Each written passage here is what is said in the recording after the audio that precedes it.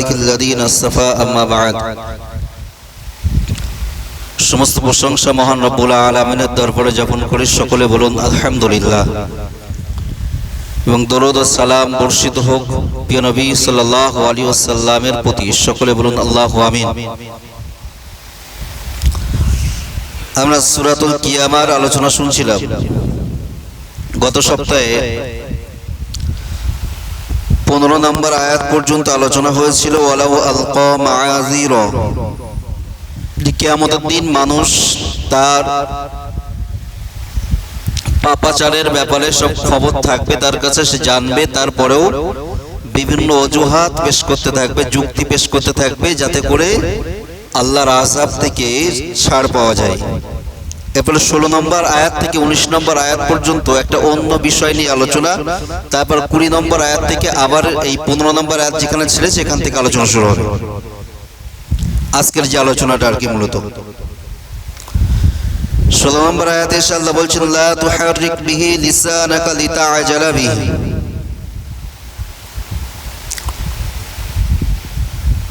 হে রাসূল, আপনি আপনার জিহ্বাকে নাড়াবেন না, তাড়াতাড়ি মুখস্থ করার জন্য পাঠ করবেন না। লিতাআজালা বিহি, আপনি যে আপনার কাছে যে ওহী আসছে, ওহী আসার সাথে সাথে আপনি এটাকে পাঠ করতে যাবেন না।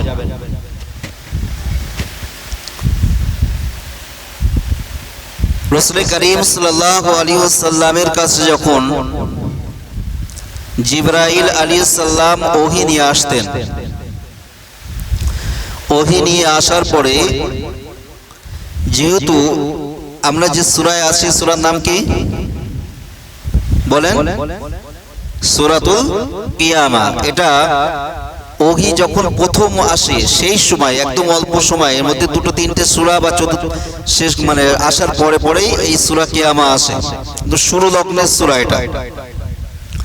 তো রাসূল করিম সাল্লাল্লাহু আলাইহি ওয়াসাল্লাম এই চিন্তা করতেন যে জিবরাইল আলাইহিস সালাম যে আয়াতগুলো আমাকে শুনিয়ে যাচ্ছেন,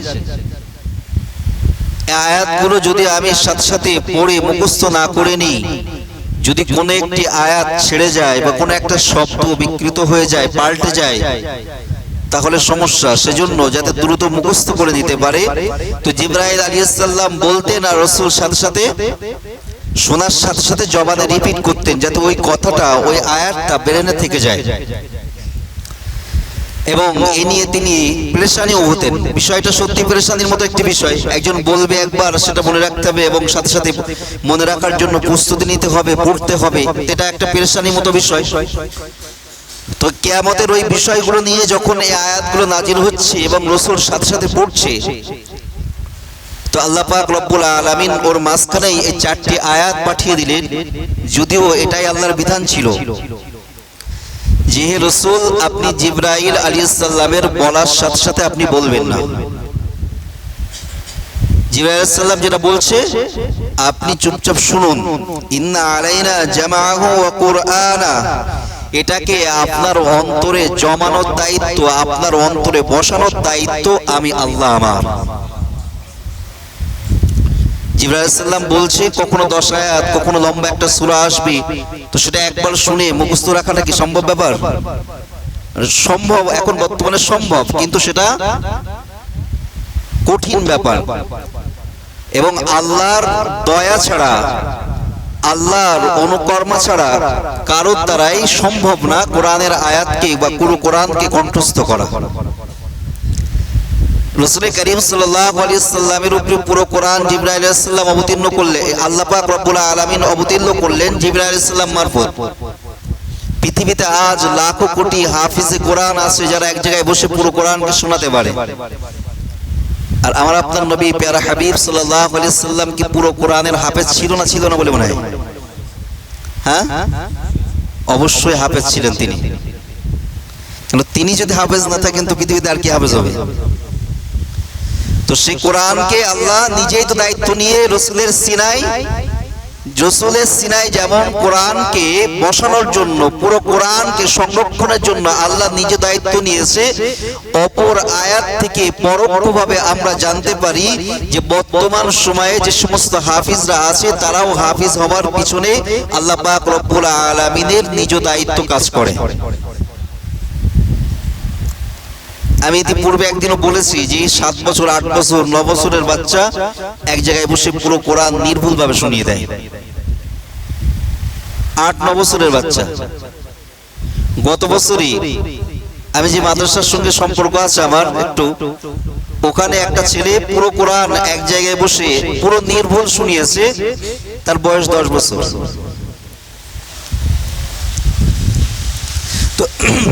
তো এগুলো একমাত্র আল্লাহর পক্ষ থেকে দয়া, তার রহম ছাড়া এগুলো সম্ভব হয় না। তো আল্লাহ রাসূলকে সেটা জানিয়ে দিলেন যে জিবরাইল আলাইহিস সালাম যেটা বলছে সেটা যদি এইভাবে পুরোপুরি মুখস্থ করার মতো বিষয় হয় তাহলে ভুলে যাওয়ারই সম্ভব। তো আল্লাহ নিজেই দায়িত্ব নিলেন যে তুমি এভাবে ব্যতিব্যস্ত হয়ে পড়ো না, তুমি নিশ্চুপভাবে ধীরে স্থির ভাবে জিবরাইল আলাইহিস সালাম যেগুলো বলে সেগুলো শুনে নাও। ফাইদা করানা মুফাত্তাবি'i কুরআনা, সুতরাং যখন কোরআন আমি তোমার সিনায় বসিয়ে দেওয়ার দায়িত্ব নিয়ে নিয়েছি, তো তুমি কি করো, নিশ্চুপ ভাবে দাঁড়িয়ে ধীরে স্থির ভাবে মনোযোগ সহকারে জিবরাইল আলাইহিস সালাম যেগুলো পাঠ করে সে পাঠগুলো শ্রবণ করো, অনুসরণ করো। সুম্মা ইন্না আলাইনা বায়ানা, এবং এটা শুধু মুখস্থ না, এর বিস্তারিত ব্যাখ্যা, বিশদ বিবরণ এটাও আমি তোমাকে ব্যাখ্যা দিয়ে শেখাবো। এটাকে কে শিখিয়েছে? কোরআনের ব্যাখ্যা কে শিখিয়েছে?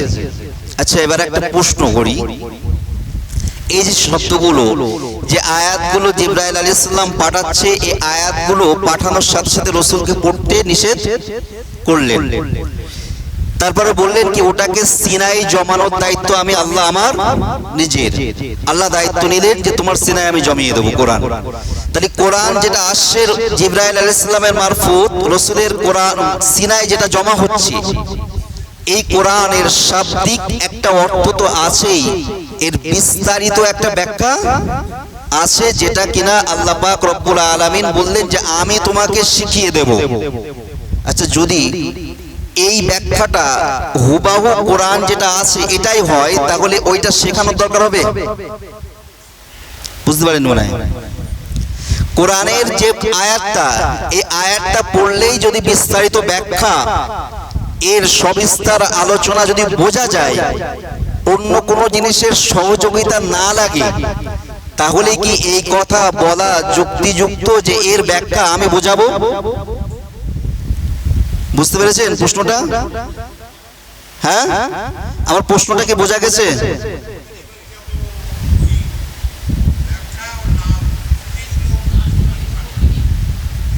এর একটা লম্বা বিস্তারিত ব্যাখ্যা আছে যেটা শব্দের মধ্যে লুকায়িত, সাধারণ নজরে দেখা যায় না, যেটা আল্লাহ রাসূলকে বুঝিয়েছেন। কিভাবে বুঝিয়েছেন সেটাও ওহীর মাধ্যমে। ওহী 2 প্রকার। ওহী কত প্রকার বললাম? 2 প্রকার। একটাকে বলা হয় ওহিয়ে মাতলু, আর একটা বলা হয় ওহিয়ে গায়ের মাতলু। ওহিয়ে মাতলু বলা হয় ওই ওহীকে যে ওহীর শব্দ, যার ব্যাখ্যা, মূল বিষয়টা সবকিছুই আল্লাহ পাক রব্বুল আলামিনের নিজের, মানে যে বিষয়বস্তুটা, যে ভাবার্থটা বোঝাতে চেয়েছেন সেটাও আল্লাহর, যে শব্দ ব্যবহার হয়েছে সেটাও আল্লাহ নিজে ব্যবহার করেছেন। এটাকে বলা হয় ওহিয়ে মাতলু তথা কুরআনুল কারীম। কুরআনুল কারীমের ব্যাখ্যা মানে মূল ভাবার্থ এবং এর শব্দ চয়ন সবগুলো কে করেছে? স্বয়ং আল্লাহ করেছে। এটা হলো ওহিয়ে মাতলু। ওহিয়ে গায়ের মাতলু বলা হয় ওই ওহীকে যে ওহীর মূল ভাবার্থ আল্লাহর, কিন্তু শব্দ চয়ন আল্লাহ নিজে করেননি, শব্দ চয়নগুলোকে রাসূল নিজে থেকে করেছেন। এই ওহীগুলোকে ওহিয়ে গায়ের মাতলু বলা হয়। এগুলোকে কিতাবের ভাষায় বা শরিয়াতের ভাষায় বলা হয় সুন্নাহ বা হাদিস। সুন্নাহ এবং হাদিস, রাসূলের সুন্নাত এবং হাদিস। সুন্নাহ এবং হাদিস বলছি কেন? সমস্ত সুন্নাহগুলো হাদিস, সমস্ত সুন্নাহগুলো হাদিস, কিন্তু সমস্ত হাদিস সুন্নাত নয়। বুঝতে পারেননি? সমস্ত সুন্নাত হাদিস, কিন্তু সমস্ত হাদিস সুন্নাত না। সুন্নাত হলো হাদিসের একটা অংশ, কিন্তু হাদিস আরো অনেক ব্যাপক। হাদিস আরো অনেক ব্যাপক। হাদিসের মধ্যে কিছু আছে যেগুলো ওয়াজিব, হাদিসের মধ্যে কিছু আছে যেগুলো মুস্তাহাব, কিছু আছে নফল, এমন অনেক কিছু আছে যেগুলো হাদিসের মধ্যে, যেগুলো হাদিস। কিন্তু সুন্নাহও আছে, কিন্তু সুন্নাহ এমন নেই যেগুলো কোনোটা হাদিসের বাইরে। তো দুটোই, যেগুলো সুন্নাহ এবং যেগুলো হাদিস, এগুলো হলো রাসূল করিম সাল্লাল্লাহু আলাইহি ওয়াসাল্লামের পক্ষ থেকে যে কোরআনের ব্যাখ্যা করা হয়েছে, যেটা স্বয়ং আল্লাহ পাক রব্বুল আলামিন রাসূল করিমকে শিখিয়েছেন। এজন্যই কুরআনুল কারীমের ব্যাখ্যা বুঝতে গেলে, কুরআনুল কারীম তার যে বিষয়বস্তু আলোচনা করেছে এগুলো বুঝতে গেলে কোরআনের পাশাপাশি রাসূলের জীবনকে রাখতে হয়। কোরআনের পাশাপাশি রাসূলের জীবন আদর্শকে রাখতে হয়, পাশাপাশি তার মুখসৃত বাণী হাদিসকে রাখতে হয়। রাসূল করিম সাল্লাল্লাহু আলাইহি সাল্লামের ইন্তেকালের পরে একজন ব্যক্তি নবমুসলিম, তিনি মক্কাতুল মুনাওয়ারাতে আসলেন, এই মদিনাতুল মুনাওয়ারাতে আসলেন।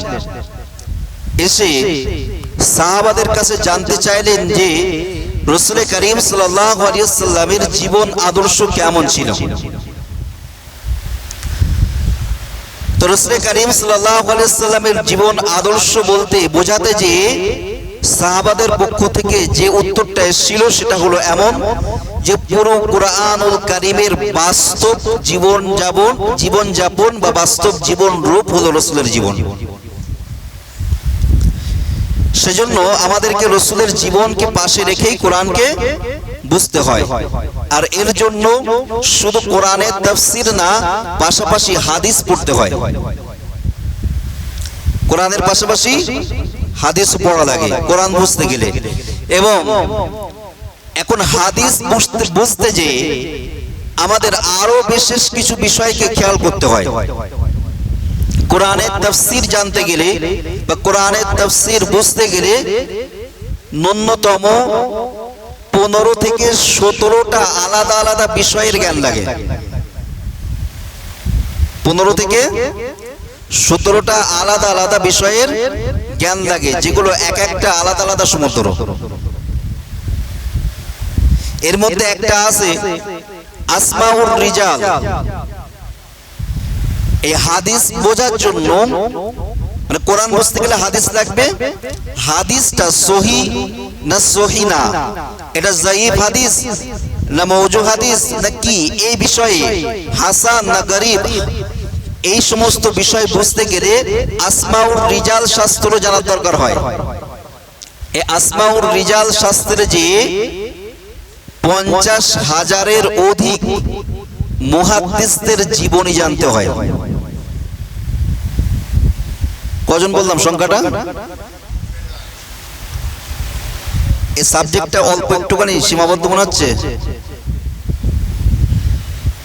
50,000-এর অধিক হাদিস বিশারদদের, মুহাদ্দিস মানে যারা হাদিস বিশারদ ছিল, রাসূল করিম সাল্লাল্লাহু আলাইহি সাল্লামের জামানা থেকে শুরু করে খুলাফায়ে রাশিদিন, তারপরে সাহাবাদের পর থেকে তাবেঈন, এরপরে আইম্মায়ে মুকাদ্দিমিন, আইম্মায়ে মুতাআখিরিন পর্যন্ত, এই যে 3-4টে পিরিয়ড পর্যন্ত যে সমস্ত মুহাদ্দিসিন ছিলেন, সেই সমস্ত মুহাদ্দিসিনগণদের জীবনী সম্পর্কে জানতে হয়। কেন জানতে হয়? মনে করে কোন একজন এসে বলছে, আমার কাছে একজন এসে বলছে যে আমাদের এই মসজিদে আমি এখান থেকে 15 বছর আগে কি 20 বছর আগে অমুক ইমামের কাছে এই মসলাটা শুনেছিলাম বা এই হাদিসটা শুনেছিলাম। যে বলছে তার বয়স মনে করেন 30 বছর, তার বয়স কত? 30 বছর। তো সে 15 বছর আগে শুনেছিল, তখন তার বয়স 15 বছর। এখন সে যে ইমামের নাম বলেছে, সে ইমাম যখন মারা গিয়েছে সেই সময় থেকে এই সময়টার ব্যবধান 25 বছর। কত বছর বললাম? 25 বছর। ইমাম মারা গেছে 25 বছর আগে, আর এ বলছে যে আমি 15 বছর আগে ওই ইমামের কাছে এই কথাটা শুনেছিলাম। আচ্ছা, এই কথাটা কেউ মান্যতা দেবে? কেন তুমি 15 বছর আগে যার কাছ থেকে কথা শুনেছো বলছো, তুমি যেদিন শুনেছো বলছো তার 10 বছর আগে সে মারা গিয়েছে, তো তখন এই কথাটা গ্রহণীয় থাকবে না।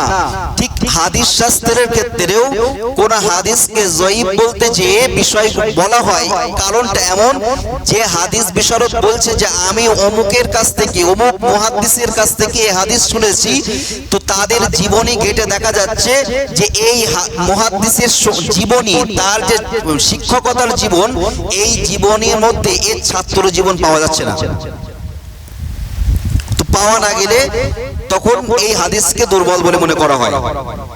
বা দেখা যাচ্ছে বলেছে যে এমন একজন ব্যক্তির কাছ থেকে শুনেছে, আমি ভারতবাসী, আমি বলছি আমি ইয়ামানের একজন ব্যক্তির কাছ থেকে এই হাদিসটা শুনেছি, অথচ আমি এমন কোন জায়গায় সফর করিনি যেখানে সফর করলে ইয়ামানের কোন ব্যক্তির সঙ্গে সাক্ষাৎ হতে পারে।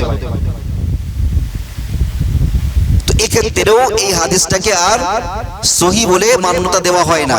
এখন হতে পারে ওই হাদিসটা সহি, হতে পারে হাদিসটা সত্যিকারের সহি, কিন্তু বর্ণনাকারীর বর্ণনা করার একটা বিশেষ সমস্যার কারণে হাদিসকে মান্যতা দেওয়া হয় না।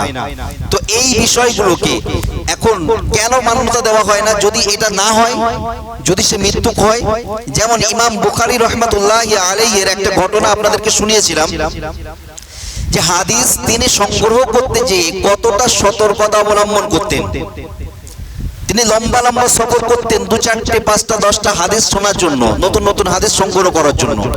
তোরা একটা লম্বা সফর করে এক মুহাদ্দিসের কাছে যে পৌঁছেছেন, যে পৌঁছালে তার বাড়িতে যে যখন পৌঁছেছে, সে বলছে যে উনি এই মুহূর্তে একটু বাইরে গিয়েছে, আমাদের ঘোড়াটা দড়ি খুলে বেরিয়ে গিয়েছে, ঘোড়াটা ধরার জন্য গিয়েছে। তো উনি তার পথ অনুসরণ করে তার পিছু পড়লেন, যে দেখলেন ঘোড়ার কাছাকাছি পৌঁছে সেই ব্যক্তি হাতটা মুঠো করে ঘোড়ার দিকে এগিয়ে ধরেছে। কেন? ঘোড়ারা একটু ছোলা খেতে পছন্দ করে, তো মুঠো ভর্তি ছোলা থাকলে ছোলা মুঠো করে দেওয়া হয় ঘোড়াদেরকে। এখন হাতটা মুঠো করে ঘোড়ার দিকে এগিয়ে দিলে ঘোড়া জানবে যে হাতে ছোলা আছে, খেতে দিচ্ছে, তো ছোলা খাওয়ার জন্য সে এগিয়ে যেতে পারে, এগিয়ে আসবে, এগিয়ে আসলে তখন ঘোড়াকে সহজে ধরে নেবে। ইমাম বুখারী রাহমাতুল্লাহি আলাইহি তিনি এই ঘটনাটাকে দেখলেন, যখন সে ঘোড়া ধরে ফেললো, দেখলো তার হাতে ছোলা নেই, সে খালি হাত মুঠো করে ঘোড়ার দিকে এগিয়ে দিয়েছিল।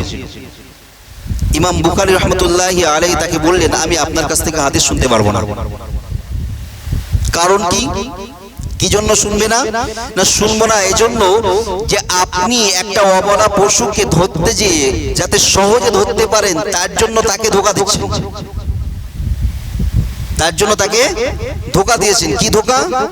যে আপনি হাতটা মুঠো করেছেন, ঘোড়া বুঝতো কি আপনার হাতে ছোলা আছে, অথচ আপনার হাতে ছোলা নেই, এটা আপনি জানেন। তো আপনি একটা অবলা প্রাণীর সঙ্গে যদি এরকম ধোঁকাবাজি করতে পারেন, তো আপনি দুনিয়ার সাথে হাদিসকে বিকৃত করবেন না, এর কি গ্যারান্টি আছে? এতটা সতর্কতা অবলম্বন করতেন করে তিনি বুখারী শরীফকে লিখেছিলেন। এক একটা হাদিস লেখার আগে বুখারী শরীফে তাকরার ধরলে প্রায় 17,000-এর অধিক হাদিস আছে। তো তিনি এক একটা হাদিস লেখার আগে একবার করে গোসল করতেন, গোসল করে 2 রাকাত নফল নামাজ পড়ে একটা হাদিস লিখতেন, আর একটা হাদিস দেখার আগে আবার গোসল করতেন, আবার 2 রাকাত নফল নামাজ, তারপরে আবার একটা হাদিস। তাহলে 17,000-এর অধিক যদি হাদিস থাকে, তাহলে এই হাদিসের কিতাবটা লিখতে কতবার গোসল করতে হয়েছে? 17,000 বার। তো কেন? যে না আমার শরীর যেন অপবিত্র না হয়ে যায়। তো সেজন্য দেখেন তাফসীরের জন্য কেন এই বুখারী শরীফকে সামনে রেখে একসময় কোরআনের তাফসীর করা হবে, আর কোরআন যাতে বিকৃত না হয়ে যায়, কোরআন যাতে সমাজে সমস্যা, এই কোরআনের এই আমার হাদিস দেখে ব্যাখ্যা করতে যে সমাজে কোনো সমস্যা না ঘটে, এই দিকে লক্ষ্য করে এতটা সতর্কতা অবলম্বন করা হয়েছে, যেখানে কিনা কোনো বিষয় শেখার জন্য এতটা সতর্কতা অবলম্বন করা দরকার। এবং স্বয়ং রাসূলকেও আল্লাহ পাক রব্বুল আলামিন বলছে যে আমি তোমাকে শিখিয়ে দেব কোরআনের ব্যাখ্যা। কি বলছে আল্লাহ? তো আল্লাহ রাসূল কি কোরআনের ব্যাখ্যা শেখাচ্ছেন। আর আমাদের বর্তমান সমাজে অনেক মানুষ এমন বেরিয়েছে যে তারা সোশ্যাল নেটওয়ার্ককে ব্যবহার করে একা একা পণ্ডিত সেজে সমাজকে শেখাচ্ছে। বিষয়টা ভাবার বিষয় না? হয়তো বলতে পারেন অনেক ব্যাখ্যা গ্রন্থ আছে, পড়লে কেন হবে না? এ প্রশ্ন আসবে না? বলতে পারে যে অনেক এত ব্যাখ্যা গ্রন্থ কোরআনে বেরিয়ে গিয়েছে, 70-80টা ব্যাখ্যা গ্রন্থ আছে কোরআনের, এত ব্যাখ্যা গ্রন্থ পড়লে কি ব্যাখ্যা একা একা বোঝা যাবে না? এটা প্রশ্ন হতে পারে যে হ্যাঁ অবশ্যই সম্ভব এতটা ব্যাখ্যা গ্রন্থ পড়ে একা একা বোঝা, কিন্তু আমি বলবো না, সম্ভব না। তারপরেও এখনো এত জটিলতা আছে, এত কিছু এমন কিছু বিষয় আছে যে বিষয়গুলোর জন্য একা একা সম্ভব না। কারণ সম্ভব না কেন? যদি কিনা কোরআনুল কারীম একা একা বোঝা যেত, কোরআনুল কারীম একা একা বোঝা যেত, বর্তমান সময়ে যে কিতাবগুলো সামনে আছে এই কিতাবগুলো পড়ে সবগুলো পড়ে যদি একা একাই বোঝা যেত, তাহলে কোরআনের যে মূল ব্যাখ্যা কিয়ামত পর্যন্ত কোরআন যে মানুষকে পথ দেখাবে, এই চ্যালেঞ্জ যে কোরআনের ব্যাপারে আল্লাহ পাক রব্বুল আলামিন দিয়ে রেখেছেন যে কোরআন কিয়ামত পর্যন্ত মানুষকে পথ দেখাবে, এই বিষয়টা আর সত্যে থাকবে না, এই বিষয়টা মিথ্যায় রূপান্তরিত হবে। কেন? আস্তে আস্তে এই বিষয়টাকে, এই কোরআনের মূল ব্যাখ্যা, আসল ব্যাখ্যা বিলুপ্ত হয়ে যাবে। এজন্যই কোরআনুল কারীমের ব্যাখ্যা করতে যেয়ে কেউ নিজস্ব মন গড়া কথা বলতে পারবে না, যে যেটাকে তাফসীর বিল রায় বলে। এই তাফসীর বিল রায় জায়েজ নেই। অনেকে বক্তব্য করতে করতে, অনেক বক্তাকেও দেখা যায় জলসার স্টেজে বক্তব্য করতে যে একটা বিশেষ বক্তব্য, নিজের কথা কোন তাফসীরের সঙ্গে মিল নেই, তার কোন বিশেষ বড় বড় ব্যাখ্যা গ্রন্থের সঙ্গে মিল নেই, এমন তাফসীর সমাজে ছেড়ে দেয় এবং জানিয়েও দেয় না এটা আমার ব্যক্তিগত অভিমত, এটার উপরে আপনারা বিশেষভাবে আমল করতে যাবেন, যেটা আমার একান্ত ব্যক্তিগত, এটা আমার মনে হয়, এই কথাও বলে না, ডাইরেক্টলি সেই ব্যাখ্যাটা করে চলে যায়। আর এই ব্যাখ্যা করা জায়েজ নেই। কেন? যদি এই তাফসীর বিল রায়কে জায়েজ করা হতো, বিশেষ কোনো শর্ত সাপেক্ষ না রাখা হতো, তাহলে কোরআন বিলুপ্ত হয়ে যাবে। সেজন্য কোরআনুল কারীম আমাদের প্রত্যেকের শেখা দরকার। কোরআনুল কারীম শেখা প্রত্যেকের উচিত, অতি প্রয়োজনীয় একটি বিষয়, কিন্তু সাথে সাথে কারোর সহযোগিতা নেওয়াটারও প্রয়োজন আছে। স্বয়ং রাসূল করিম সাল্লাল্লাহু আলাইহি সাল্লাম তার মাতৃভাষা কি ছিল বলে? আরবি। কোরআন অবতীর্ণ হয়েছে কি ভাষায়? আরবি। সূরা ইউসুফের মধ্যে আল্লাহ পাক রব্বুল আলামিন বলছেন যে আমি কোরআনুল কারীমকে আরবিতে অবতীর্ণ করেছি এজন্য যাতে তোমাদের বুঝতে সহজ হয়। কি জন্য? বুঝতে সহজ হয়। যেহেতু কোরআনুল কারীমকে বুঝতে সহজ করার জন্য আল্লাহ আরবি করেছেন এবং রাসূল করিম সাল্লাল্লাহু আলাইহি সাল্লামের মাতৃভাষা আরবি, তাহলে নতুন করে আল্লাহ পাক রব্বুল আলামিনকে আবার কোরআনের ব্যাখ্যা কেন রাসূলকে বোঝাতে হলো? রাসূল যদি আরবি ভাষার মানুষ হয়ে, তিনি তার বাল্যকাল থেকে আরবি ভাষায় দক্ষ হয়ে, তার কাছে যখন কোরআনুল কারীম আরবিতে অবতীর্ণ হচ্ছে, তার জন্য রাসূলের জন্য যদি আল্লাহর কাছ থেকে বিষয়টাকে বোঝার ব্যাপার থাকে, তাহলে আমি বাঙালি, আমি উর্দুভাষী, আমি হিন্দিভাষী, আমি ফার্সিভাষী, আমি ইংরেজিভাষী, আমার জন্য কোরআনুল কারীমকে, কোরআনুল কারীমের ব্যাখ্যা বোঝার জন্য কোনো একজন শিক্ষকের দ্বারস্থ হতে হবে না। এটা কিভাবে বোঝায়? সুতরাং আল্লাহ পাক রব্বুল আলামিন আমাদের সকলকে যেমন কোরআনুল কারীম শেখার তৌফিক দিক, পাশাপাশি কোরআনুল কারীমকে যে পদ্ধতিতে শিখলে সঠিক রাস্তা পাবো, সঠিক দিশা পাবো, সেই পদ্ধতিতে সেভাবেই শেখার তৌফিক দিক। সকলে বলুন আল্লাহু আমিন। ওয়া আখির দাওয়ানা আনিল হামদুলিল্লাহি রাব্বিল আলামিন।